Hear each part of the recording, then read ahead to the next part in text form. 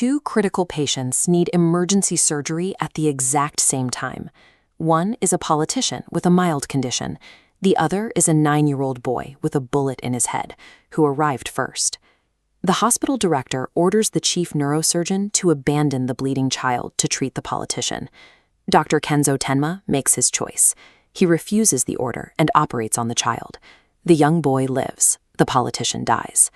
By morning, Tenma's engagement is broken, his upcoming promotions are revoked, and his bright future in German medicine is entirely dismantled. Fast forward 10 years. A string of methodical murders is spreading across Europe.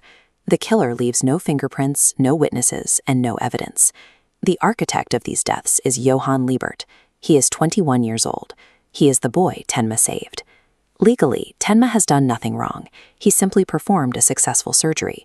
But morally, the guilt crushes him. By pulling that bullet from Johan's brain, he gave a predator his life back. A pure act of medical ethics inadvertently unleashed a lethal threat upon the continent. Unable to live with the consequences of his own goodness, Tenma abandons his restored career, acquires a gun, and sets out to hunt down his own patient. This pursuit takes place against the backdrop of a deeply fractured 1990s Europe. The Berlin Wall has fallen, and East and West Germany are enduring a chaotic reunification. Old political systems are dissolving rapidly, creating massive institutional blind spots where dark, classified operations can be easily buried. Johan thrives in these blind spots. He rarely uses physical violence directly. Instead, he finds a person's specific vulnerability, targeting their deepest grief, their hidden guilt, and their secret fears, and speaks to them with total precision. Through conversation alone, he pushes his victims to completely destroy themselves. This manipulation is the result of a classified, state-sponsored program run across East German and Czech orphanages.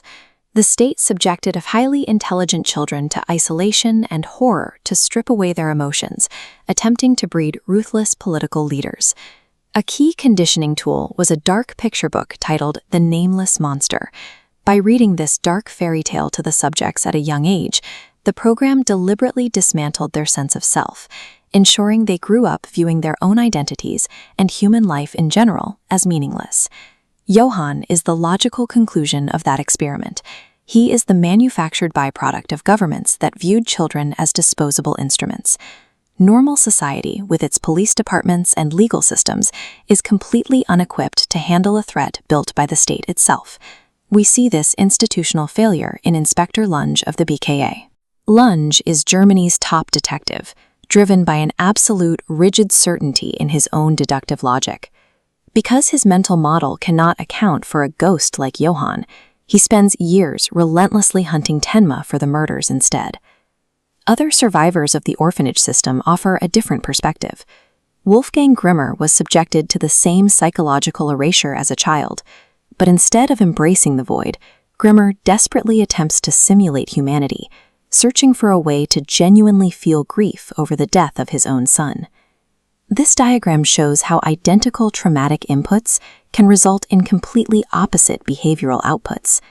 Johan's twin sister, Nina, endured the exact same systemic horrors as her brother, yet as her suppressed memories return, she consistently chooses human connection over isolation. Johan pursues a goal he calls the perfect suicide.